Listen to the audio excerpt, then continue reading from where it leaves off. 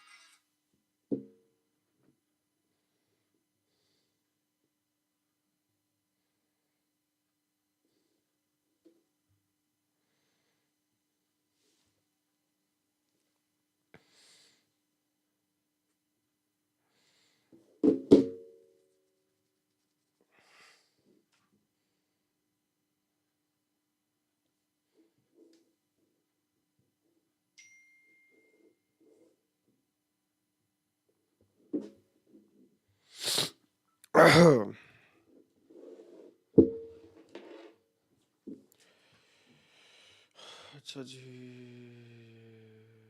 क्या चक्कर है?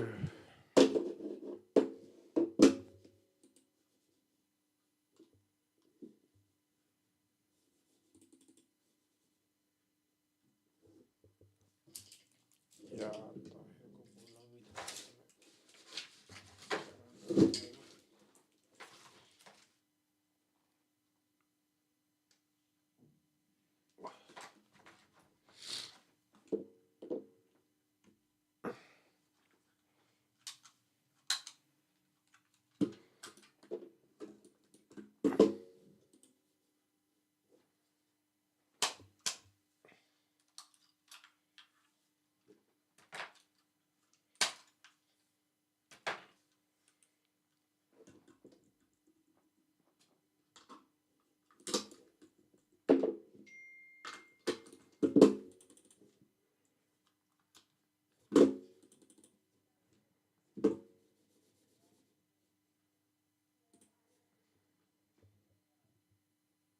ओके,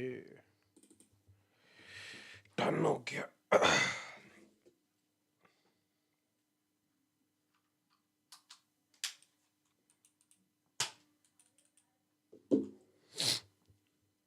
अच्छा जी, हमारे पास जो ट्रेड्स बनती हैं आज की, द ग्रेट बायो डायरेक्शनल, वो बता देते हैं आपको। पता चल गया यार इसका। लो जी, लाइट हिल गई।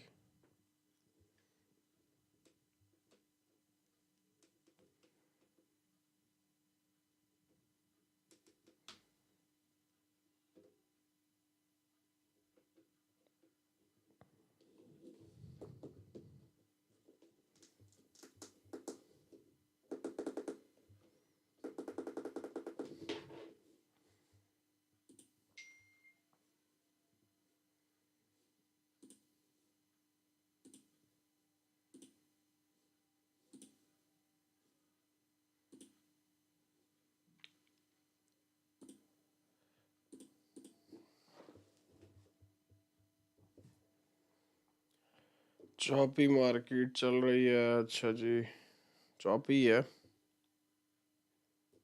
सेल का ट्रेंड है।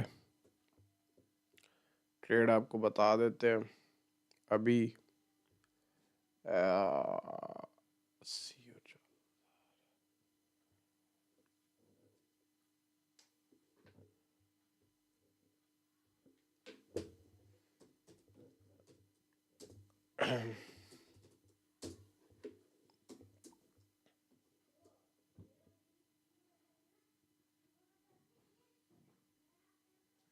नहीं नहीं नहीं नहीं नहीं नहीं नहीं नहीं नहीं नहीं।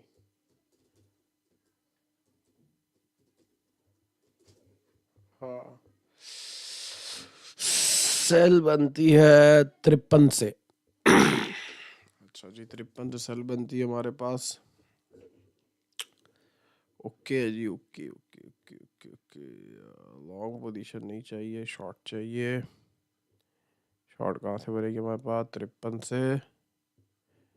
लेकिन ये 6 बजे लीजिएगा। 53 से बनेगी तो हमारे पास 58 का सेल बनेगा, बिल्कुल ऐसा ही है, क्योंकि हम 5 पॉइंट का स्टैंडर्ड एसल यूज़ करते हैं। टीपी क्या बनेगा? टीपी क्या बनेगा हीरो? एक सेकंड चेक कर लें। ओके, अच्छा, 1/5/31।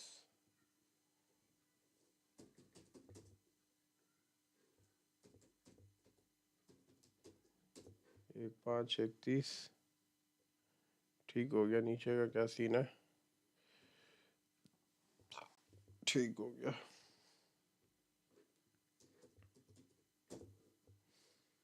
ठीक हो गया। 53 सेल है, 26 तक की इतनी बड़ी सेल।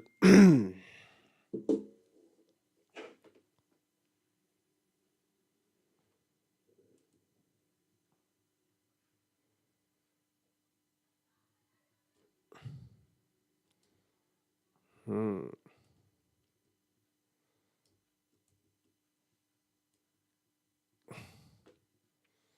आप तो अड़ियो ब्लैक फ्राइडे।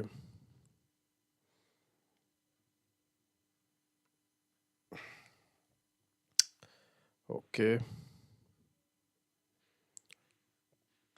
टेक्स्ट लिख देते हैं।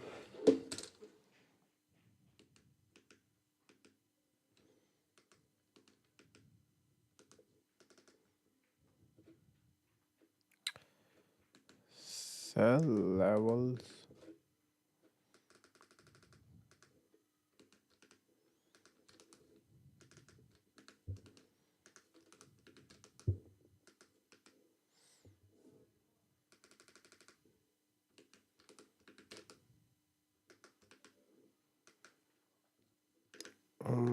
एंट्री,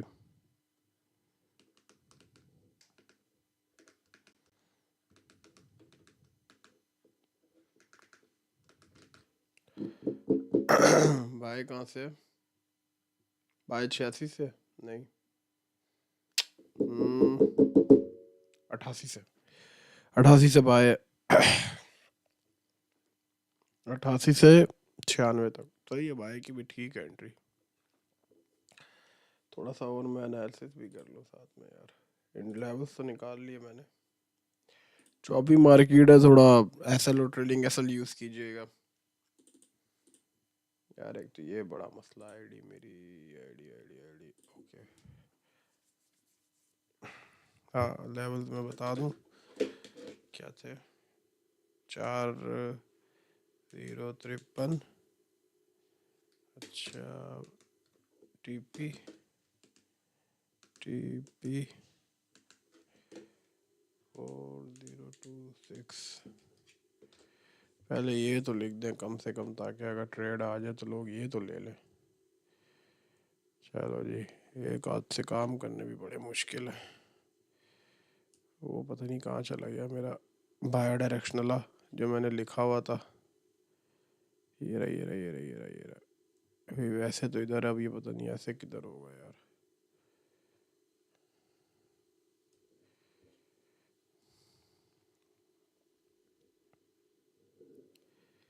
ये रहा, ये रहा, ये रहा।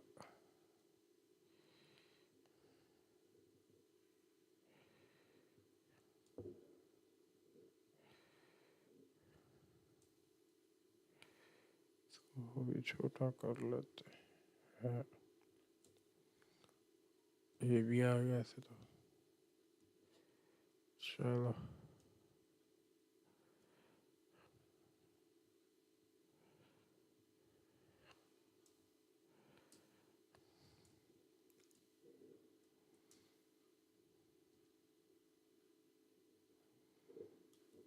आज न्यूज़ है, बिल्कुल है। 6:30 बजे न्यूज़ भी हैं नाजरीन, देख के काम करेंगे। और ओ बिल्डिंग परमिट्स वगैरह भी हैं, 26 वाले नहीं है तो आगे है, सॉरी ये भी 25 को है, ठीक है न्यूज़ नहीं है आज।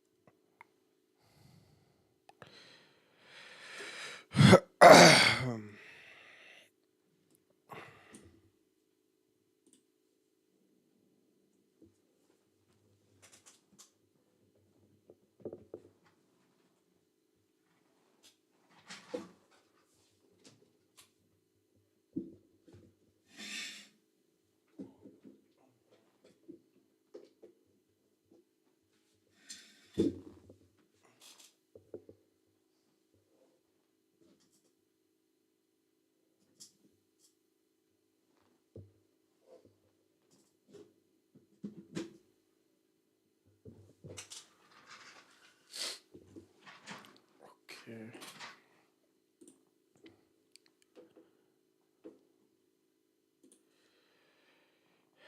अच्छा अच्छा अच्छा अच्छा जी।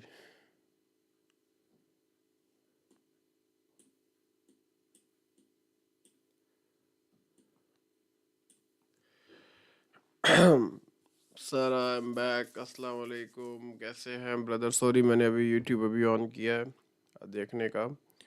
अल्हम्दुलिल्लाह माविया मैं ठीक ठाक हूँ, आप कैसे हो? वकास आप कैसे हो, ठीक हो? मैंने बोला पहले पहले ट्रेड निकाल दी जाए ज़रा, उसके बाद गपशप करते हैं आप लोगों के साथ भी, ये सेटिंग भी कर लूँ क्योंकि बहुत देर हो गई है तो।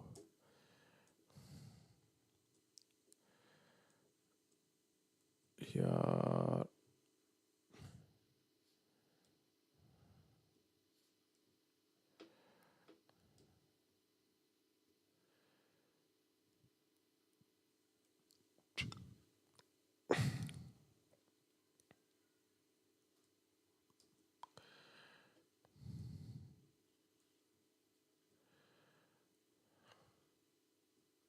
ये भी ठीक है।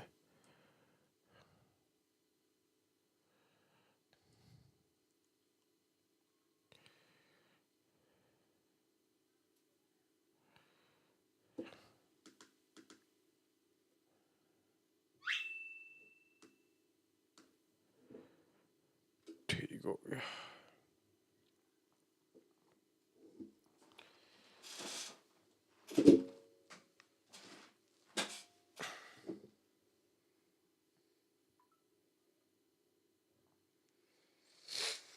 अच्छा जी, आज 7:45 पे न्यूज़ है। ओके ठीक हो गया, आज 7:45 पे न्यूज़ है।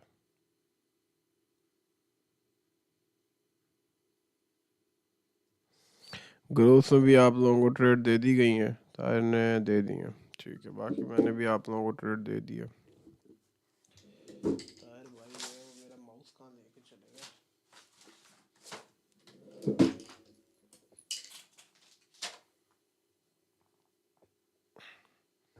क्या कह सकते हैं, बड़े लोग हैं।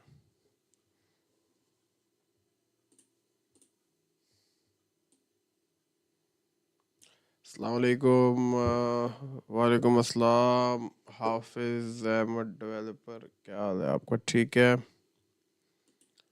Okay okay okay okay okay okay okay okay okay okay.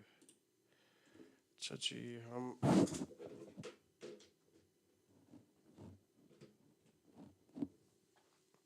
ठीक हो गया।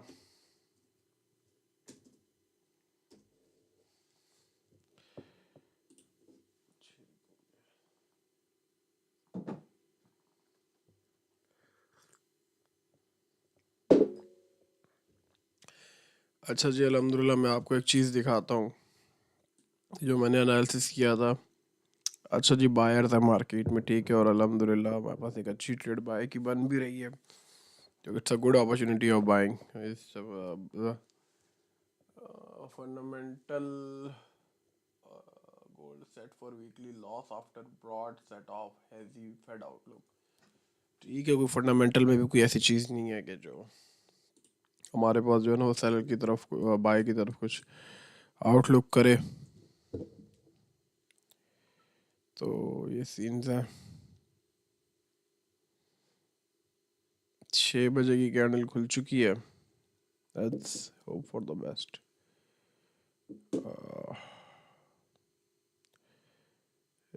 अच्छा जी।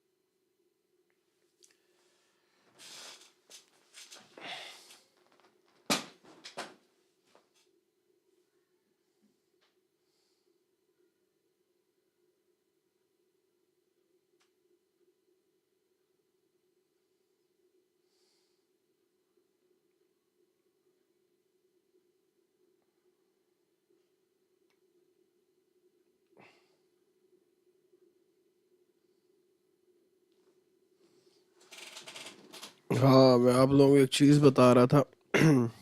मैं भी डे की कैंडल खोलता हूँ, इसमें आप एक चीज़ नोट कीजिएगा,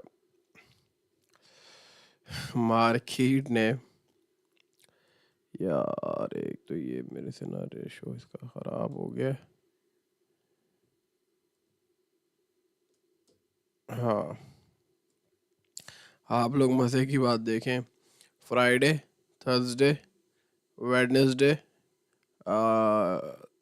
ट्यूसडे, मंडे, आप ये चेक करें, 4132, 403998, सही है। ये इस 4000 के नंबर पे पूरा घूमती रही है। अब मैं आपको एक चीज़ दिखाता हूँ, जो मैंने वीकली एनालिसिस किया था मार्केट का, आपको वो चीज़ मैं दिखाता हूँ, ठीक है। यूट्यूब खोल लेते हैं।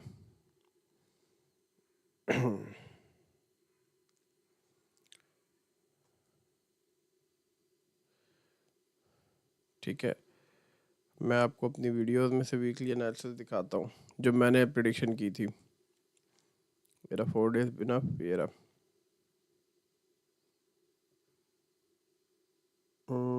ये एक सेकंड सब्र कीजिएगा।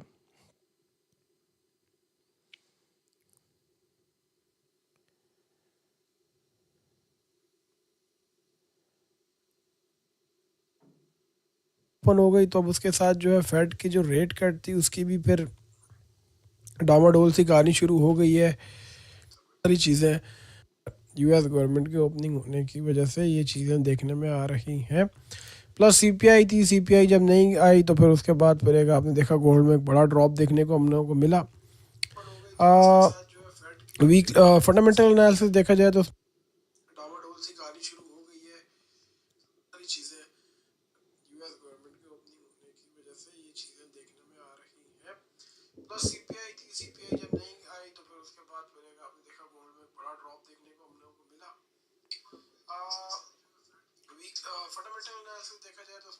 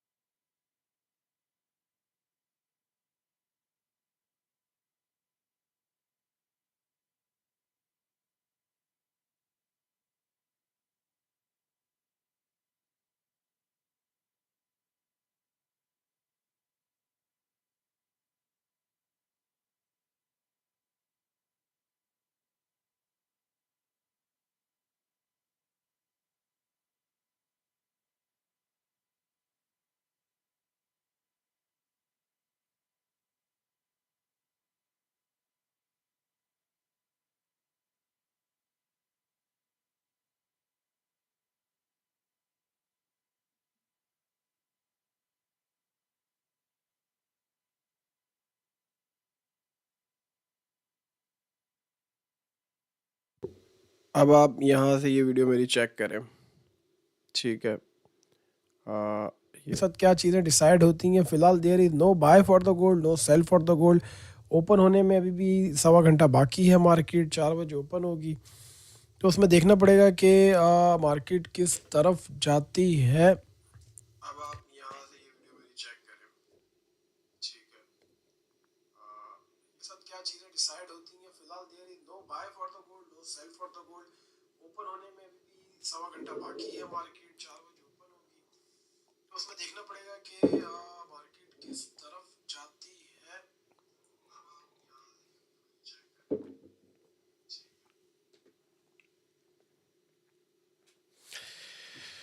ठीक हो गया जी।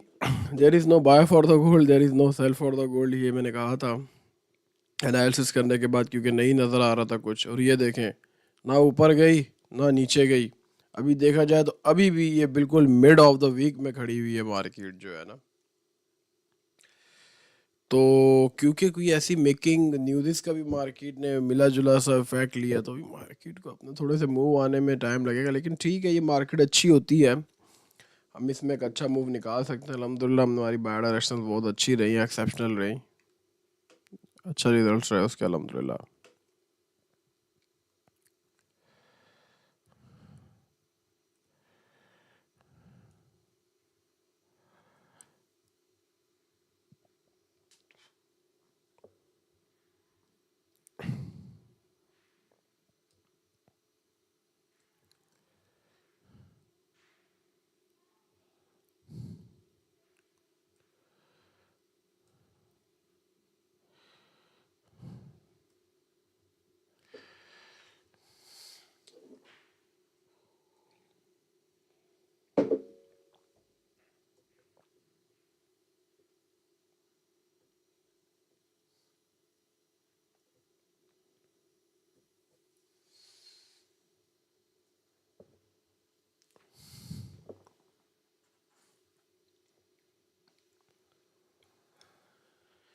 Okay,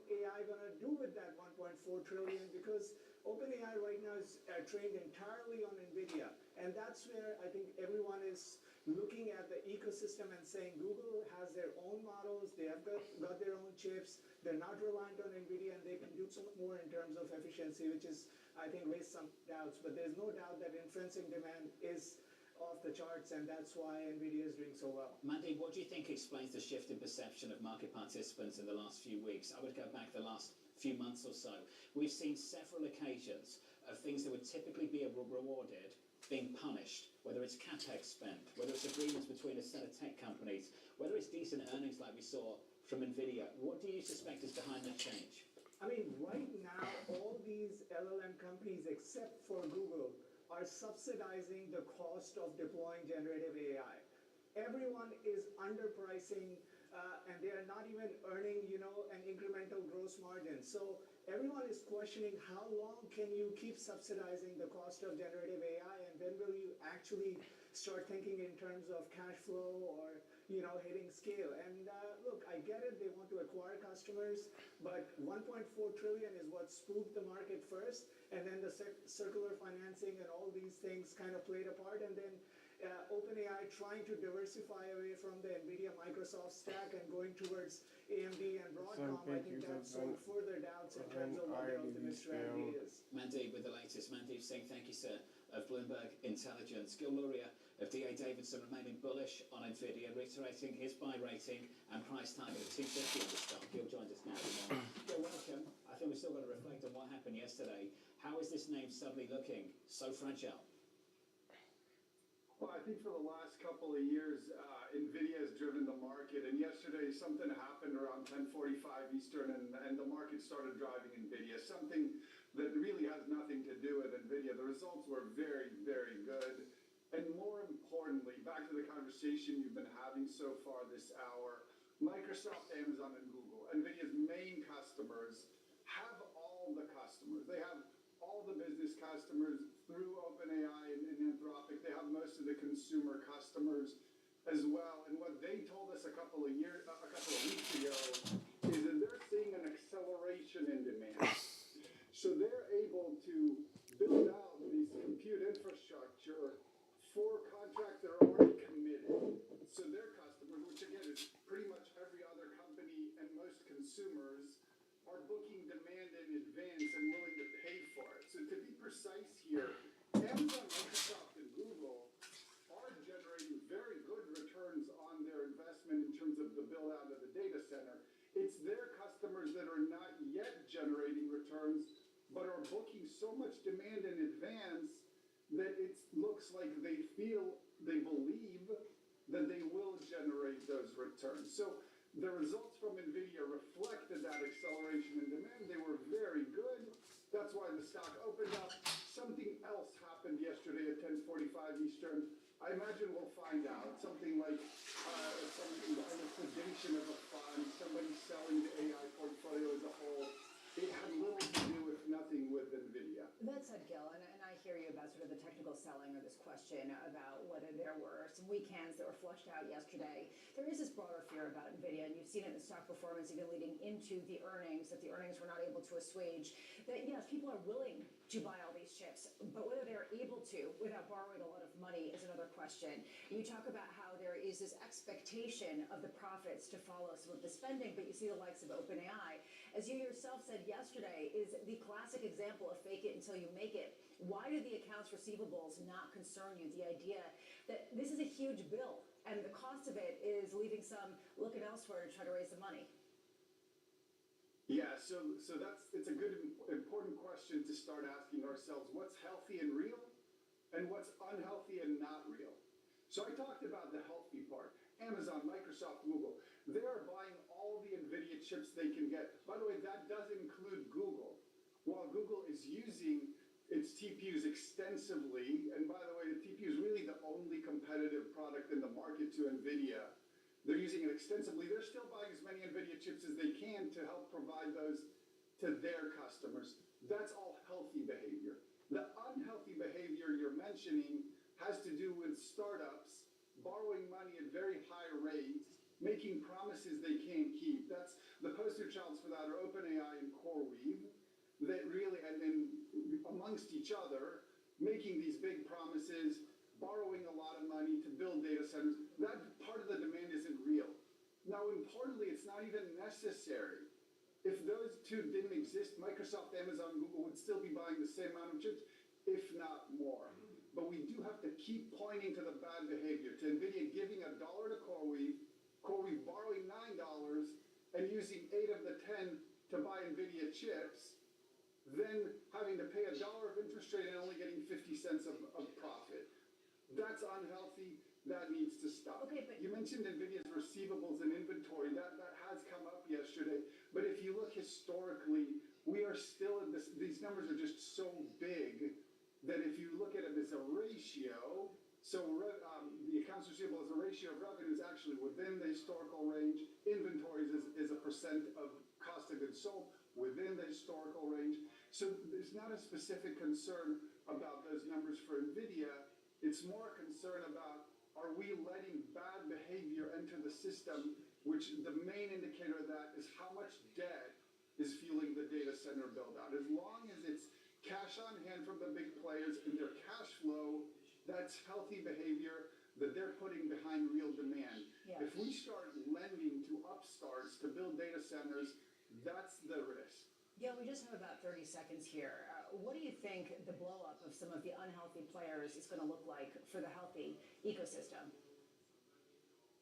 So the shareholders and debt holders of those companies are going to get wiped out, but the big companies that I keep going back to, Microsoft, Amazon, Google, they'll end up buying assets at pennies on the dollar, so they're going to win anyway.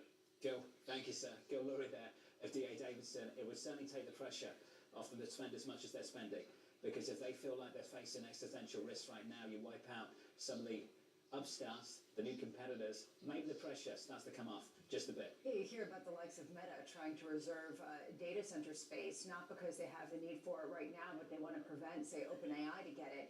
In the meantime, you wonder about some of the bonuses that we're hearing for some of the AI talent as well, whether that also might have to come down if the competition isn't as fierce. Although if you're in the industry, good luck to you, and we're all jealous. Nasdaq futures this morning higher by 0.4%, a turnaround this morning off the back of comments from the Federal Reserve. We'll get into it in just a moment with Fed Governor Stephen Murren as he continues pushing for more aggressive rate cuts. Plus, Danny has some of the morning movers for you this morning. Shares of Intuit higher on the back of stronger than expected earnings results. That stock is up by 3.9%.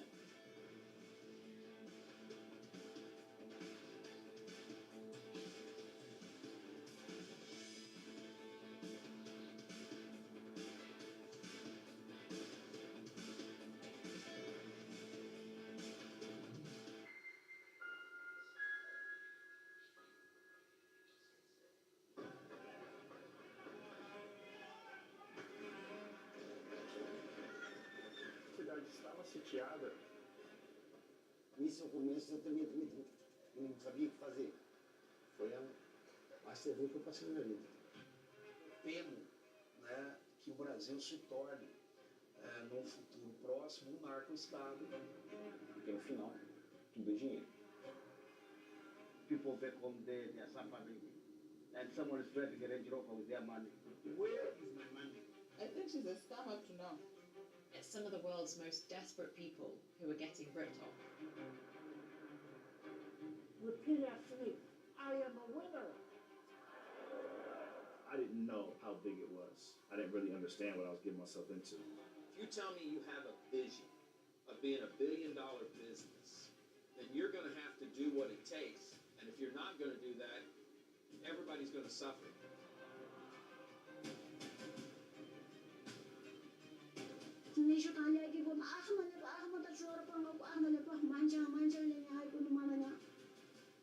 Una batalla a muerte. Money can do a lot of good. It can really transform people's lives, but it can also hurt them.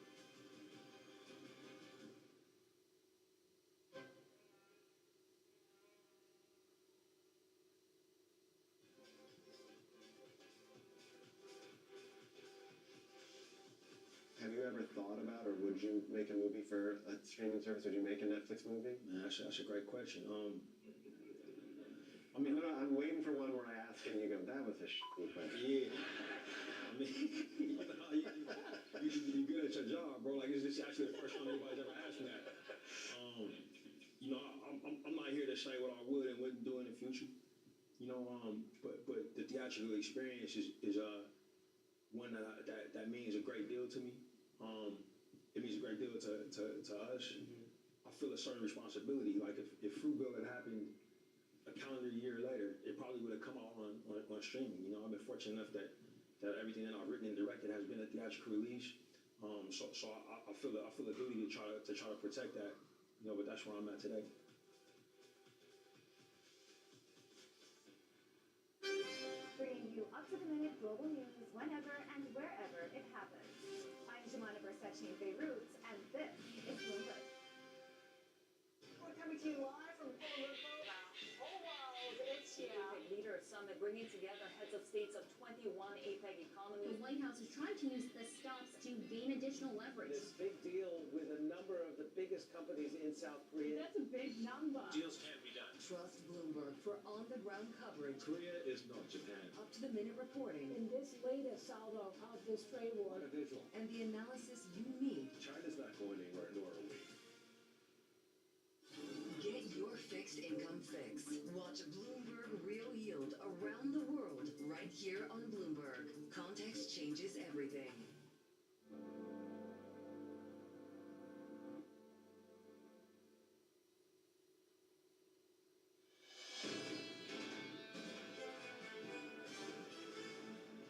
The open about 60 minutes away. Equity futures on the S&P 500 look like this. We are positive now by 0.4% on the S&P. On the Nasdaq, we're up by 0.3.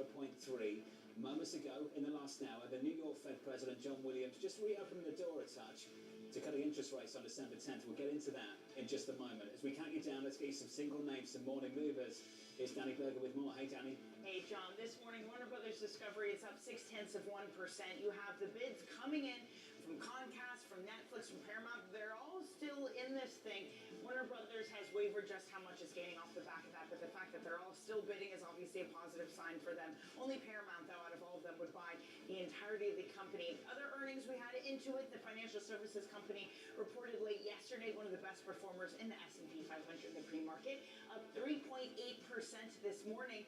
They had a beat across all fronts, saying that their AI agent, specifically for their QuickBooks, has had a lot of adoption by small and medium-sized businesses. Finally, rounding things out this morning in terms of earnings, there's Ross Stores, another retailer alongside Gap, TJX, Walmart, that is reporting really strong earnings. Again, this is a discount store, so make of that what you will. They raised their guidance. Shares are up 3.5%, with the CEO saying that they have strong momentum heading into the holidays, John. Hey, Danny, thank you. Thanks for the update. Check out Danny alongside Matt Miller in about 30 minutes' time to guide you towards the up and about. Turning to the Federal Reserve, traders quickly reassessing bets for a December interest rate cut. The downside risks to employment have increased as the labor market has cooled, while the upside risks to inflation have lessened somewhat. Therefore, I still see room for a further adjustment in the near term to the target range for the federal funds rate to move the stance of policy closer to the range of neutral. So here's the latest this morning. The New York Fed President John Williams pushing back against hawkish commentary from the FOMC and Wall Street, now pricing in better than 50% odds the Fed will cut rates in December. Fed Governor Stephen Myron was the lone dissent for a 50 basis point rate cut at last month's FOMC meeting, and Governor Myron joins us now for more. Governor Myron, good morning. Good to see you once again. Thanks for being here. Thanks for having me back. We've got to start with the labour market. Your reflections on what we saw yesterday, does it lean one way or the other? Yeah, I mean, I think the implications of yesterday were obviously dovish, and if anyone was on the fence, I would hope that this would move them in the direction of cutting. I mean, you saw the unemployment rate edged up a bit. You saw some other indicators like an increase in permanent layoffs. Those are indications that the labor market has been affected by restrictive Fed policy. And given the outlook for inflation, there's not really much of a need to be as restrictive as we are. And yet on the committee, we have pushback. Almost immediately after that, Fed Governor Michael Barr had this to say: I'm concerned that we're seeing inflation still around 3%. Inflation's closer to 3 than it is to 2. What do you make of that argument? How persuasive is it? It's not persuasive to me, and I'll tell you why. All of the inflation excess, or almost all of the inflation excess, is a mirage. It's not indicative of supply-demand imbalances. And so, for example, if you look at the housing market, right, market rents have been running at about 1% for a couple of years. Measured inflation in the index is actually much higher than that because it takes a really long time for the index to converge down to where market rents are. That's a statistical artifact. Statistical measurement process. It's indicative of a supply-demand imbalance that was there in 2022, 2023. Monetary policy works with lags. It has to be set now for 2027. So when you look at the housing data, right, you see market rents running about 1% for a couple of years. There's no supply-demand imbalance there. We should not be setting policy for 2027 based on a supply-demand imbalance that existed in 2022 or 2023. That doesn't make any sense. There's other things too, like portfolio management services, which confuse quantities for prices. This stuff is all well known. If you look at market-based measures of inflation, they're much closer to 2 than they are to 3. So I think that the excess, the overage, is a mirage, and it's a mistake to ask people to lose their jobs because of quirks of the statistical measurement process. process. And you've got to put out new forecasts on December 10th as well, which is going to be complicated by the fact we've had limited data more recently. How relevant do you think the calendar actually is? Because I'll offer you the perspective on Wall Street at the moment. It goes something like this. The meeting's on the 10th. You don't get the data until the 16th. The Fed's kind of constrained by that. They can't do anything. What's your perspective on that? Yeah, so as I said a moment ago, monetary policy works with lags. It would be much easier if it hit the economy immediately, but it doesn't. It works with lags. So you have to set policy based on the forecast. So the data matter insofar as they affect your forecast. It doesn't make sense to be setting policy for where the economy was 3 or 6 months ago. We should be setting policy based for where the economy is going to be 12 to 18 months from now. And so if we have data, it gives us the ability to update our forecast. But the lack of data doesn't mean that we don't have a forecast. We did have a forecast. And all it gives us is opportunities to falsify our forecast. And there hasn't been anything in the data, in the news, in media stories, in private sector data, alternative data that's available to us, that would make us think that the forecast is somehow nullified and there's been a big shock to it. So if anything, all the information that we've got in the interim since September FOMC has inclined to the other side. You know, we got weaker inflation than people expected, and we got higher unemployment rate than folks were expecting. So all of that information should push one in the dovish direction. But there are still Fed officials that are looking for more data. And they have said they're data dependent. They want that insurance that they're cutting right now, and it's the right time. Potentially the unemployment rate might be moving up to 4.5% on December 16th. Would you be in favor of just moving the meeting if it meant others felt more reassured to cut interest rates in December? So, I haven't really thought about that, and it's not a conversation that I've been part of. I mean, I agree the meeting dates seem kind of arbitrary, but at the same time, there's a lot of stuff that gets done as a result of those meeting dates, and people have investments and contracts and other decisions that are tied to the timing of the meeting date, and I don't know to what extent moving those dates would be disruptive for all that. So it's something that I'm not sure about, but. This ultimately comes down to the question of data dependence is what you do when you don't have a forecast or when you don't have any confidence in your forecast, right? We should be forecast dependent, not data dependent. Being excessively data dependent is to be too backward looking, and if you're too backward looking, you necessarily are going to have the wrong policies. Neil Dutter writes in, he says, the only question that matters for you is, will you dissent for 50 if you believe it means not being able to push through a 25 basis point cut? Yeah, so absolutely not. I would absolutely vote for a 25 basis point cut if my vote were the marginal vote. There's no question about that. To do otherwise would be to cause real harm to the economy for purposes of vanity, and that's not who I am. Going into next year, talking about the forecast of what's going to happen, a lot of economists who come on the show expect a reacceleration on the backs of the tax refunds and some of the other stimulative measures that could come early next year. How do you factor that into your forecast for ongoing weakness in the labor market and the consumer? Yeah, so I think that, I have not been what I would think of as excessively pessimistic on the economy. I do think policy is restrictive, and I do think that it's too restrictive, and we don't need to be. And the longer we remain restrictive, the greater the chances that we are the source of an economic downturn, which we should not seek to be. I think that many of the factors that will be kicking in over the next 12 months that might be supportive of GDP growth are things that necessarily don't have hawkish implications for monetary policy because they affect the supply side. And when you think about things like relaxing regulations, and I think that has been going on at actually an impressive pace, these are things that push up the supply side of the economy and therefore don't necessarily create a demand excess of supply. Right? Monetary policy should be tight if demand is too much in excess of supply. And if you push out the supply side of the economy, then that's not something you worry about. There's a duration mismatch here, though. The idea that if you reduce regulations and you allow people to build supply, that it takes a longer time than, say, if you give people $2,000 checks right up front that they can spend immediately, or if they get a rebate that's a lot bigger from their tax filings. How do you factor in that timing mismatch? Would you look through any bump up in inflation next year from both stimulative measures as well as the price increases that we're hearing from a lot of retailers that they're going to pass along? So, I wouldn't look through bumps from checks like that, right? I don't think we would be able to. However, a a policy like that hasn't been formalized. It hasn't been introduced. We don't know the parameters of it. It's too early to sort of think about basing a forecast on something like that. What we do know is that the labor market data have been coming in not as strong as we'd like them to be, and that policy is too restrictive. Governor, if we can stay on inflation, do you know when we're going to get some inflation data? When are we going to get that?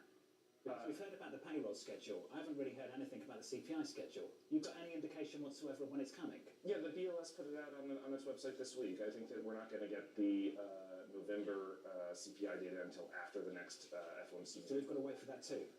We've got to wait for that. Do you see that, Lisa? Yes, I did. I saw that we have to wait, and it's not clear exactly when we're going to get it, but there's a real question going forward about when we might get We it. don't have the dates yet. But we don't have the dates. The dates are on the website. Yeah. The BLS has a list of the release dates I on saw their the website. payrolls one, but I've missed the CPI one. Yeah. Which doesn't that just make it an even stronger case just to wait and have this meeting when we've got all this data?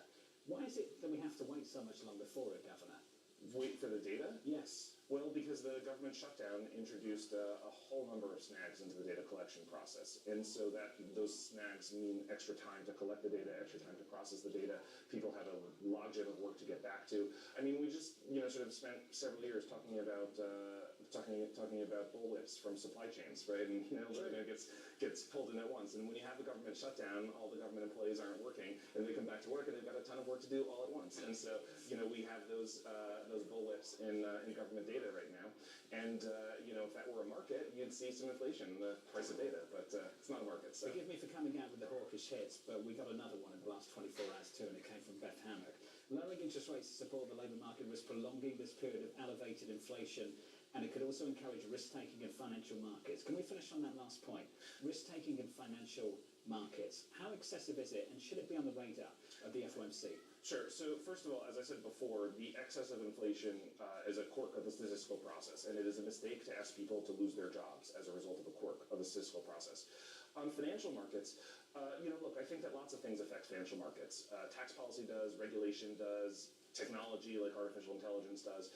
It's a mistake to conflate the status of financial markets with the status of monetary policy, right? Even when you look at something as a financial market as deeply connected to monetary policy like interest rates, we've lived through periods of conundrums, right, where passing through of the Fed funds rate into longer-term interest rates was confusing to people. So it's just a mistake to do a one-for-one mapping of these things. And I think that when you look at financial conditions, the financial condition that matters most for the real economy has been and remains housing, right? And this is an area where financial conditions are not loose. This is an area where financial conditions are still quite tight. Going out, getting a mortgage, this is not something that's not a financial condition that I would consider to be excessively easy. And so I think it's a mistake. And I think it's also a mistake, as I said before, to ask people to experience job losses because you think the stock market is too high. I don't know what the right level for the stock market is. And I think that it's a very challenging question to be able to answer credibly, and to say that we need to create job losses in order to sort of restore the stock market to some level that we think is more reflective of fair value is just not a policy view that I hold. A lot of people have come on the show and said that right now the Fed is stuck between a conundrum of the K-shaped economy, where you have people at the upper end who are doing just fine and are supporting consumption, and people on the lower end who are experiencing a lack of wage gains and are experiencing those job losses more significantly. How concerned are you about sort of your dual roles of trying to help prop up and prevent some of those job losses from really escalating, while at the same time potentially cutting rates would exacerbate that K-shaped and only exacerbate what you're seeing with respect to the wealth divide? So Congress didn't task us with addressing all social problems in the world, inequality one of them. They tasked us with tackling aggregate maximum employment and stable prices. And so, therefore, the right policy to take is to stabilize employment and prices, and that's the policy that I support. I do think, though, while discussing the subject of inequality, it would be much worse for the people at the lower end of the income distribution if the unemployment rate continued to go up as a result of our policies. That's not something that they would welcome, and it's not something that I would welcome either. Governor, I was with the president this week in the Oval Office, and I asked him about the Fed interviews. He says lots of names, we may go the standard way, quote, it's nice every once in a while to go politically correct. Out of the names that we know that are being interviewed, who is politically correct? I don't really know the answer to that question. You worked for the president, so you understand how his mind works. Do you think it means someone that is currently on the board, like a Governor Waller, or someone that's very close to him and your former colleague, Kevin Hassett? Yeah, so I mean, it should be pretty clear that I just always say what's on my mind, and therefore I don't even know what politically correct is. So I don't even know how to begin addressing that. But look, I don't make You're personal being decisions. too politically correct right now, actually. Am I? I've never been accused of that before, so I'm happy to have it first. Governor, very diplomatic. It's good to see you. Thanks for dropping by. Thanks for having me. Thank you, sir. Thank you very much. The Fed Governor, Stephen Myron, with an update on stories worldwide. Let's give you an update with your Bloomberg brief. Here's Vonnie Quinn with more. Hey, Vonnie. Hey, John. Thank you. Gap shares rising in the pre-market. The retailer reporting stronger than expected third quarter sales, a sign that its celebrity-fueled marketing and revamped inventory are helping to lure in customers. Stay tuned to Bloomberg at 9:45 a.m. Eastern for Lisa's interview with Gap CEO Richard Dixon. A bidding war underway for Warner Brothers Discovery. Netflix, Comcast, and Paramount Skydance all submitting offers for the company. Comcast and Netflix are most interested in the film and TV library, while Paramount is willing to buy the whole company, including cable channels such as CNN and TNT. It was a defensive showcase in Houston yesterday as the Texans defeated the Buffalo Bills 23-19 in Thursday Night Football. The Texans' relentless pass rush sacked Bills quarterback Josh Allen a career-high 8 times and forced 3 turnovers as Houston improved to 6-5 on the season. And that is your Bloomberg brief. John. Hey, Vonnie, thank you. Appreciate the update. Up next, we'll set you up for the day ahead. Plus, we'll get Krishna Gua, his thoughts of Evercore ISI from New York City. You're watching Bloomberg TV.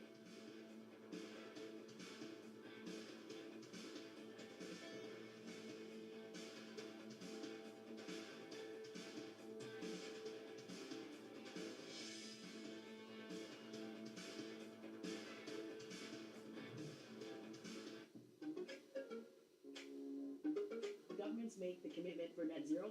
Companies have begun to do the work of looking down their supply chain. I'm not sure. I think that while there isn't the intense activity around accelerating ESG, it is not a stop. In fact, I wouldn't even say that it's a pause. I think it is a how do we do it in this current environment. I mean, it's only 3 short years that Thailand hosted APEC, and the thematic from that APEC to subsequent ASEANs to to so many of the bilateral engagements that we've had is really how are we going to do this just transition? How are we going to transition our economies from energy systems to data systems in a way that's going to get us to a net neutral world, right? I mean, a net zero world. I don't think that that's going to change. I think that there are adjustments to this. All the companies that I've been talking to they have not stopped the work of looking through their supply chains with ESG in mind, because that is just where the puck is going. And if you look at policies, like in Europe, they've got CBAM, right? I mean, carbon border adjustment. Different governments have put forward commitments to getting to net zero. And I'm not seeing any giant signal around the world that is saying, let's stop doing this, right? I mean, so if that signal is still there, that is actually, I think, one area of predictability for businesses and investors that is still directionally where we're going.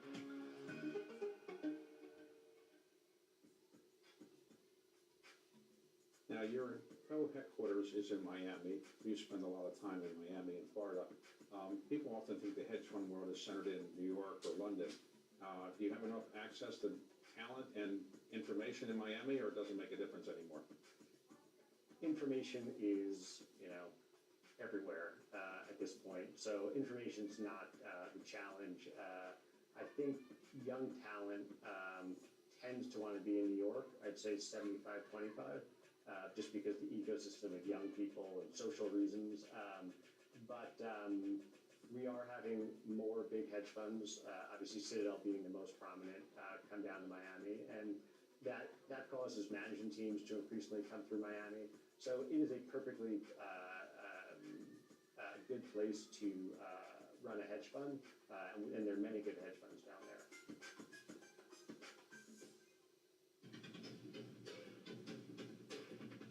Bringing you up-to-the-minute news, Geopolitical news, economic news, up-to-the-minute global news, whenever, and wherever it happens. Washington, Buenos Aires, Argentina, Sintra, Portugal, Ottawa, Canada, Bangkok, Thailand, Jackson Hole, Wyoming, Windsor Castle, England, the Circuit de la Sarthe in Le Mans, and this, and this, and this is Bloomberg.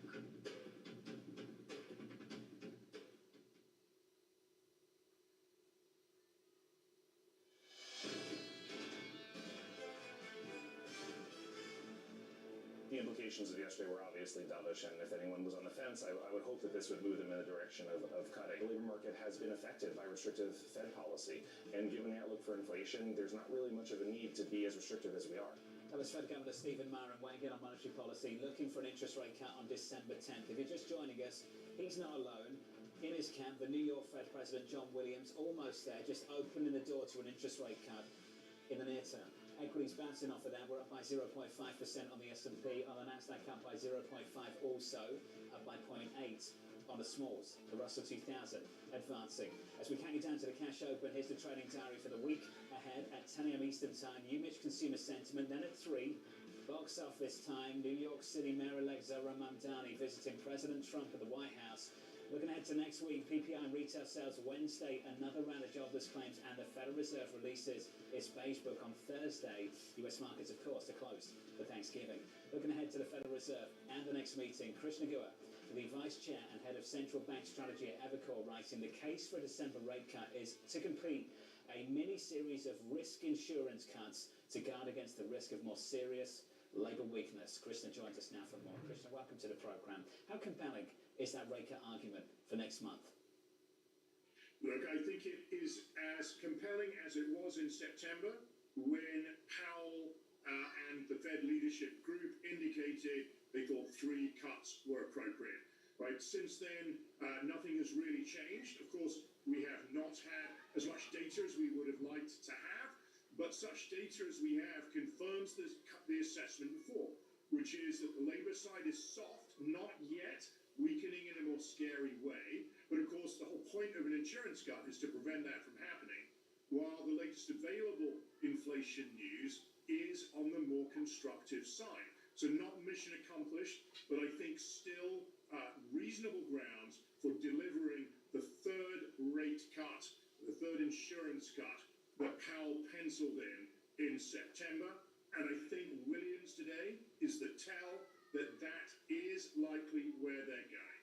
Krishna, could you elaborate on that? As Anne-Marie was saying earlier, not all Fed members are created equal, and New York Fed President John Williams has a premier spot in the trifecta of leaders that tend to exert influence over the committee. Yet we were talking about how Fed Chair Jay Powell has sort of lost control over the committee. Why do you think Williams is the tell, considering the disparate opinions that we've heard coming out of the board? So you're raising some very interesting points there. Let me sort of unpack it quickly. First of all, I've said very forcefully that I think that this, understandable, difficult debate, fight over a December cut has been in real danger of turning into a crisis of governance at the Fed, with the committee polarized between doves and hawks, both on economic fundamentals and in response to pressures on Fed independence, and Powell really struggling to make policy the way the Fed normally makes policy, which is the chairman sort of crafts a central view that most people can sign up to. But it remains the case that the votes are just about there for either a cut or a skip, admittedly with multiple dissents likely, depending on which way Powell wants to go. So that then takes us to Williams today. As you rightly pointed out, the Fed has a leadership troika, the chairman, vice chair of the board, that's Jefferson, and New York Fed president, who's Williams. And Jefferson and Williams can be thought of as Powell's principal lieutenants in running the Fed. It would be extremely abnormal, I would say, professional